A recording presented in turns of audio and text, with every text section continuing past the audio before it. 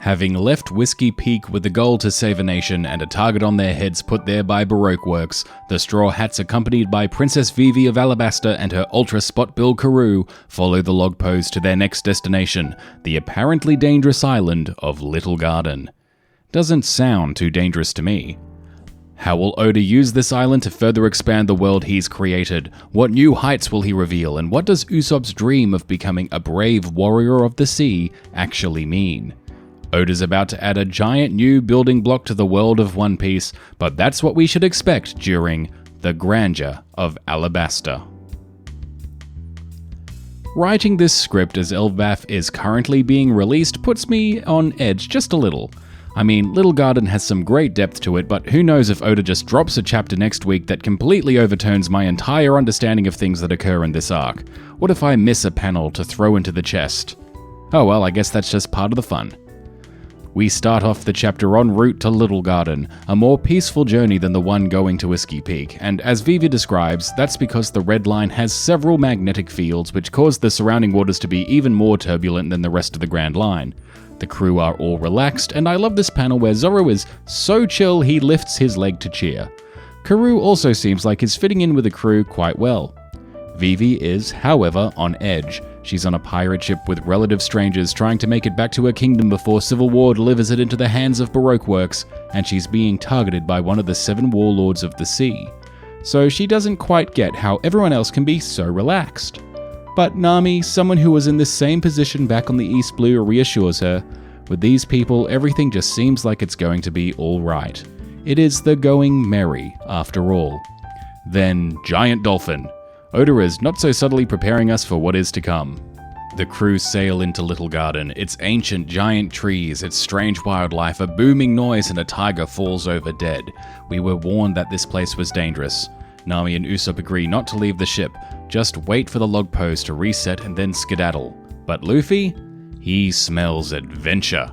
He can barely contain himself, he's so excited. Vivi, funnily enough, wants to join him. This is going to be our first full arc without Vivi and her Miss Wednesday persona, so we need to learn about her, and putting aside her concern for her kingdom, we start to learn that she's got a bit of an adventurous streak to her as well. Karoo, however, is more of an Usopp type. He is absolutely terrified, but to his credit, he still goes along with Vivi. I guess he wants to protect her more than he is afraid.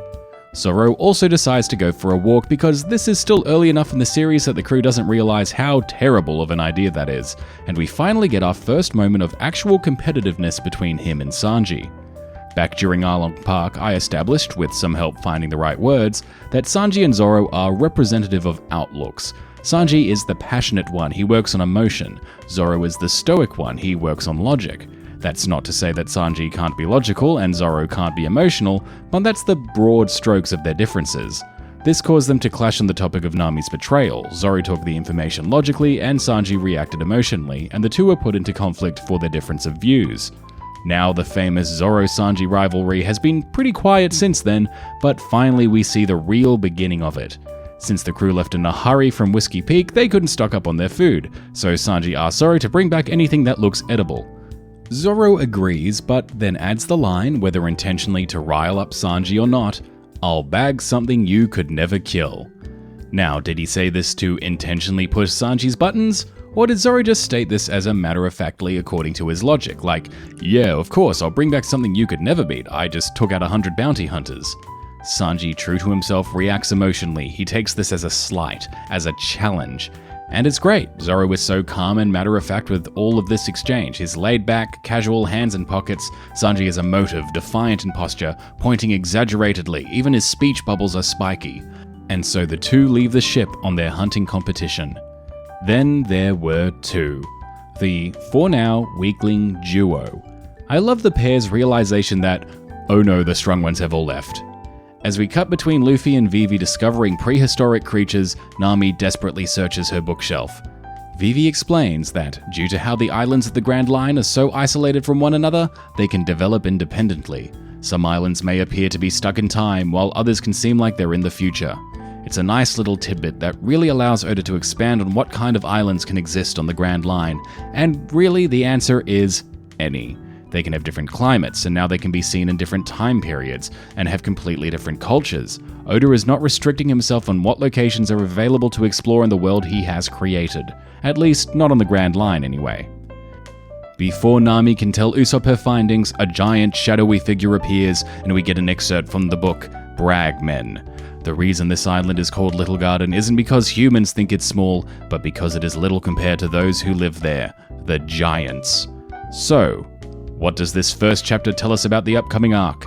As I mentioned, it's going to be a time for us to learn about Vivi, but also for Vivi to learn about the Straw Hats, get a deeper understanding about them. Then with that final excerpt from the book and foreshadowing of the giant dolphin, we're going to learn about the Giants, a new race of people getting introduced to the world of One Piece. And there's one other little hint.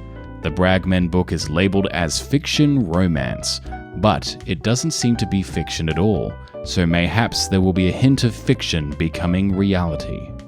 So, let's talk about the Giants, or specifically Dorry and Broggy. Oda is introducing us to our first new race of people since he introduced the Fishmen, so he wants us to get a good understanding of the Giants, albeit with a small sample size. I think the first thing that stuck out to me is just how jolly the Giants are, how mirthful they are, smiling and laughing for much of their time on the page. I will say that this is the first real issue I have with the official Viz translation. They don't capture the unique nature of the two Giants' laughs, the gya-gya-gya and the ga-ba-ba of the pair being replaced with ha-has and ho-hos.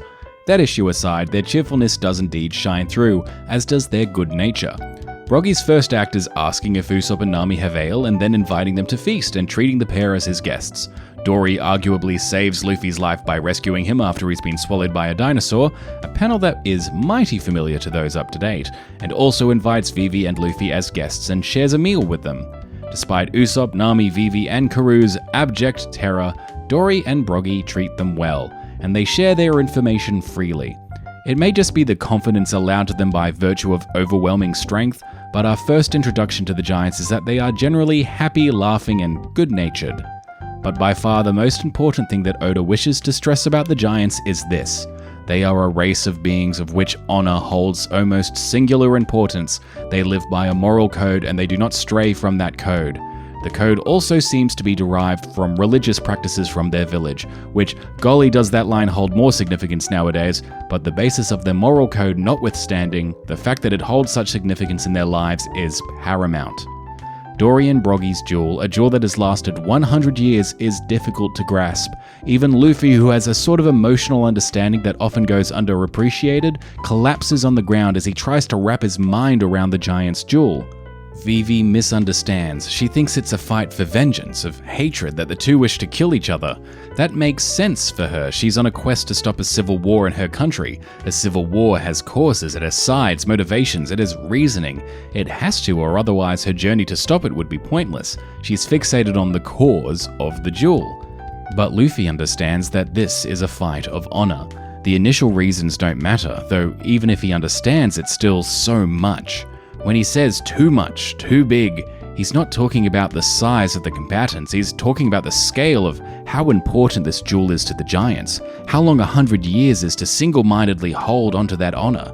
We haven't seen Luffy sweat like this outside of combat for a long while. The last time that comes to mind for me is Gaimon, when he finds the chests empty and is trying to figure out what to do. And Luffy here is once again sweating, trying to grasp the weight that these two put towards their honor. Someone does understand it though, which means it's time to talk about Usopp. Usopp's dream has been nebulous up to this point. When the crew declared their goals and dreams when they departed Rogue Town, each character resolutely declares theirs with a close-up on their face, except for Usopp. He's the last to speak, and while everyone else confidently has their hands in their pockets or on their hips, his are nervously beside him. His panel is the most zoomed out, his dream the most out of focus. Usopp wants to be a brave warrior of the sea, and he thinks that being a pirate will get him there, but what does that mean?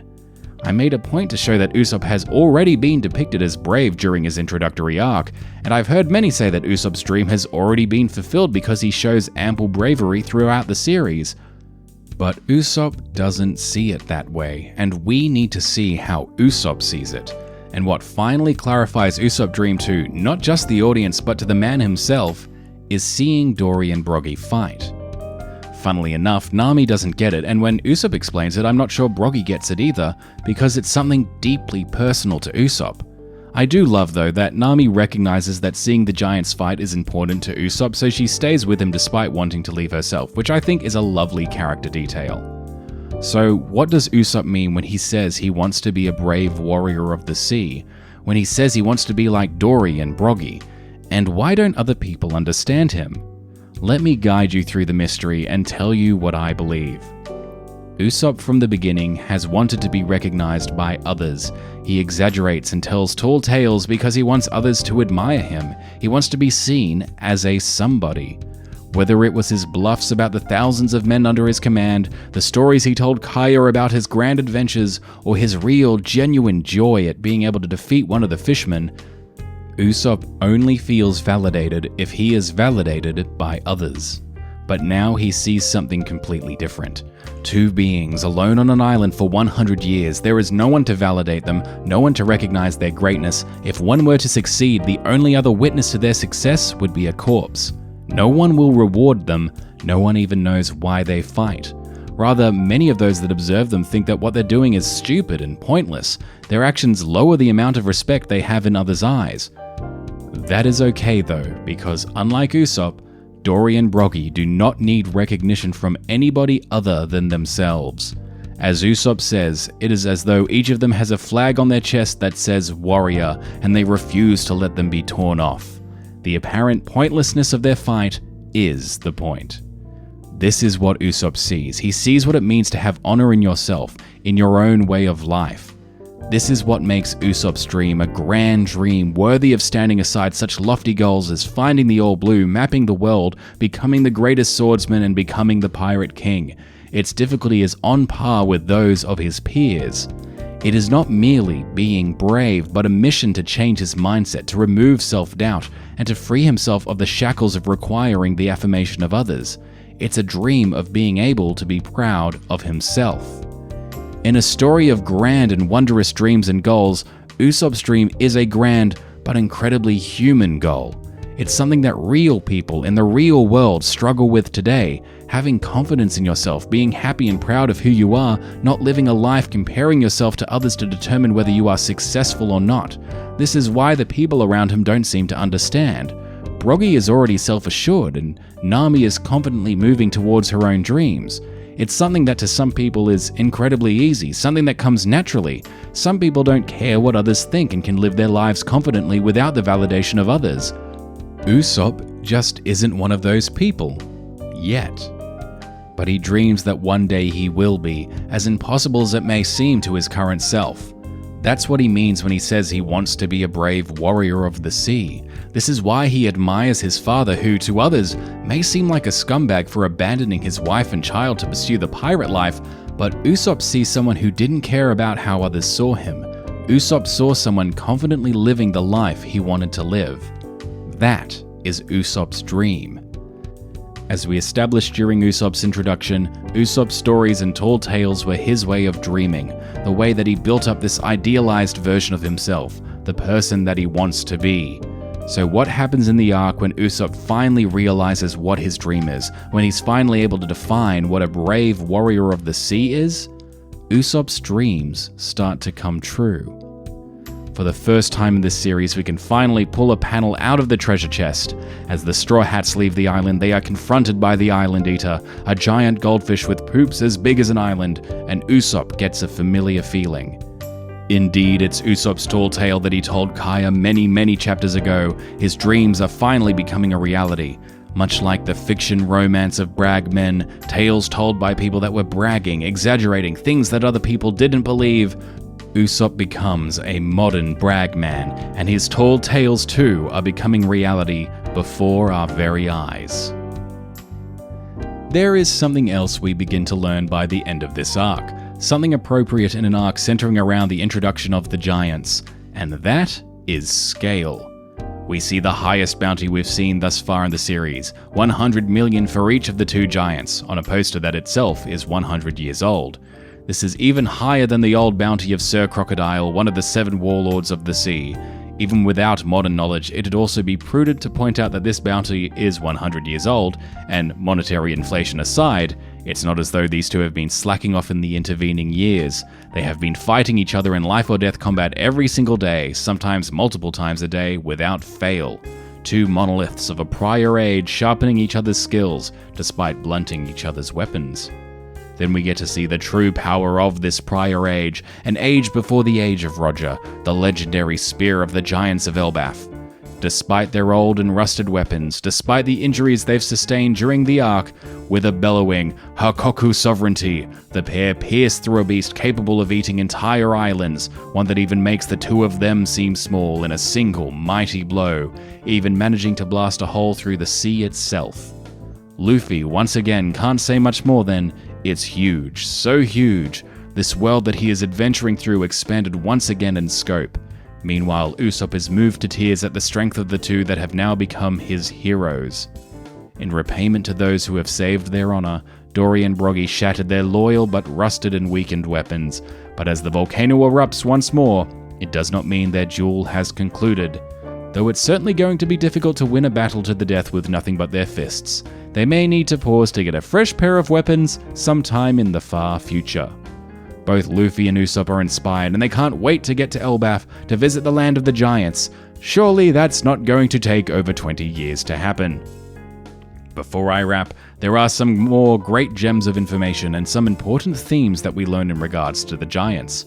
In regards to their enormous attack, the pair mention that there is one thing that it cannot pierce: a snake soaked in blood. What on earth is that going to be? I hope we find out soon. Either way, I'm throwing it into the chest. Then there's a couple of points to be mentioned in regards to the giants having been there 100 years. First off, they had a bounty 100 years ago issued by the world government, ergo the world government is at least 100 years old, if not older. It also means, much like what we learned from Crocus and the pirates that left Laboon with him, pirates have been sailing the Grand Line for far longer than just the Great Pirate Era, and the time period just keeps expanding. But now we're seeing a pattern, and specifically a pattern regarding time. Perhaps one that could be called a theme. Fitting because they have arrived on an island of stopped time. First was Crocus, someone who had been on the Grand Line for over 50 years and shared his knowledge of its workings with the Straw Hats. Beyond that, he seemed to know even more than what he let on. Now we're seeing a pair of giants, a race that live very long lives, who have been on the Grand Line for longer than 100 years, and they demonstrate the power of the past, both with their exorbitant bounties and their Spear of Elbaf attack. Is this the ebb and flow of the ages? The Straw Hats slowly getting glimpses deeper into the past? Oda seems to be putting more and more of a focus on history as the Alabasta saga progresses. What next? Someone with knowledge of 150 years? That just sounds ridiculous. And with that, I'm going to call it a video.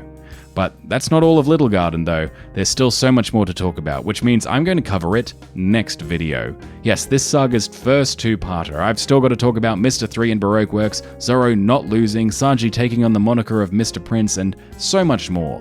I just really wanted to laser focus this video on Usopp and the Giants because this arc is so important to the structure of Usopp's character. I also would really struggle to get a video out if it goes longer than 30 minutes.